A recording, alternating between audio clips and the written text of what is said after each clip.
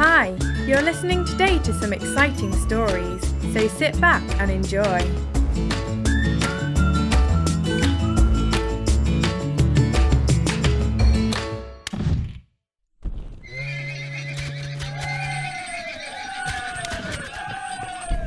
The great King Nebuchadnezzar besieged the city of Jerusalem and conquered it.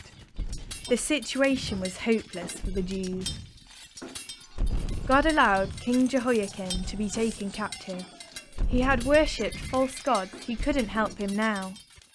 The enemy robbed the treasury of the city and even stole from the temple. Ashpenaz, I want young Israelites to serve me. Take the strongest and smartest, young, handsome men. The prisoners marched over 600 miles. Daniel and his friends were among them.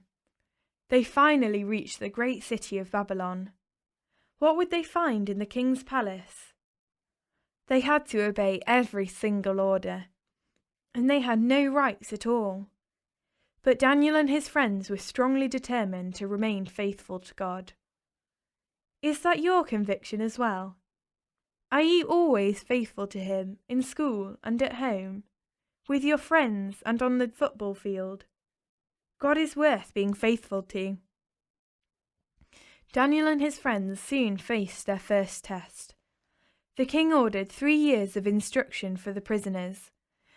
They were to learn the Babylonian language as well as to study many other subjects. From the king's table, they were to eat what was set before them. Hananiah, it's impossible for us to eat this food, for it doesn't follow God's dietary rules. Do you think we get something else to eat? Excuse me, but we can't eat food from the king's table. The king ordered it for you. If I make an exception for you, and you look worse than all the others, the king would have my head. Please let us try this for 10 days. Give us vegetables to eat and water to drink, and then compare us with the others, and decide if we should continue or not. The overseer agreed, and the Bible describes the result in this way. At the end of 10 days, Daniel and his friends looked better than all the others did. So the overseer let them continue eating vegetables and drinking water. Daniel stayed strong. He was faithful to God and was rewarded for it. After 3 years, the king tested the prisoners. And it just so happened that Daniel and his friends were the best of them all. These young men are 10 times smarter than all the teachers in my kingdom. I want them to serve me.